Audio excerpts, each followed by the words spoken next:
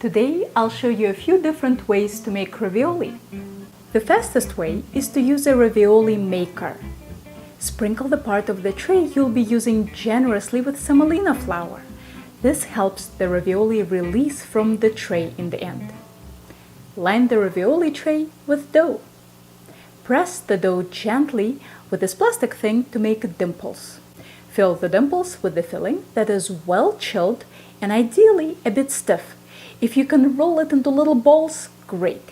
If not, use one spoon to scoop the filling and another to place it onto the dough. You can use any system you want as long as you keep the space between the ravioli clean. Dampen your finger with a little water and run it along all the edges. Also notice that the top of my dough has no flour. You want the underside to be floury to give you an easy release, but the top to be a bit tacky to help seal the dough. Measure how much dough you'll need to cover your ravioli.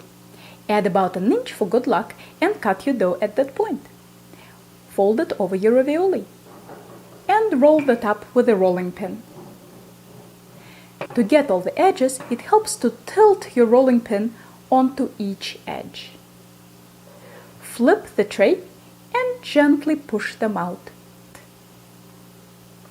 Okay, ravioli, it's time to leave the nest. Separate them with your hands, and if they're stuck a bit, cut them with a pastry scraper. Another option is a little stamping tool. Gently press it into the dough to mark the location of your future ravioli. You don't want to cut the dough, just mark it gently.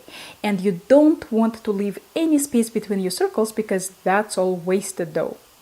Place a mound of filling into each circle. I love these ones because they can hold a lot of filling.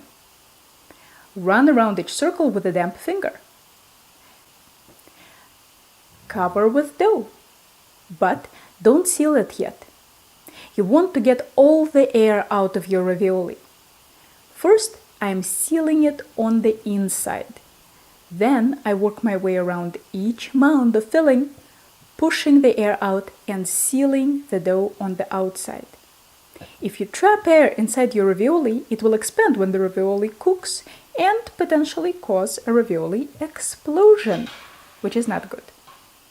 Then you cut your ravioli with a stamp. Ta-da! A round ravioli. A cookie cutter is another option.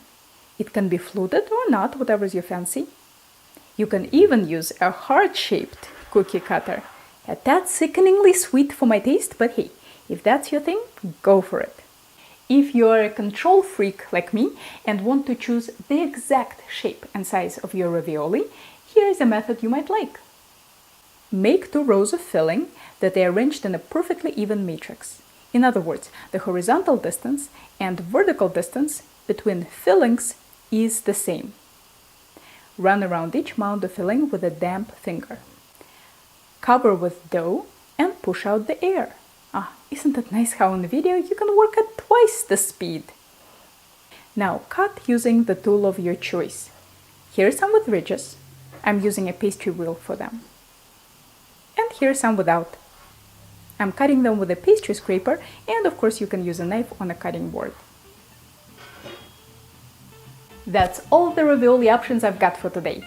For more pasta fun, don't forget to subscribe to Helen's Kitchen channel, and if you're ever in the Boston area, maybe I'll see you in one of my pasta classes.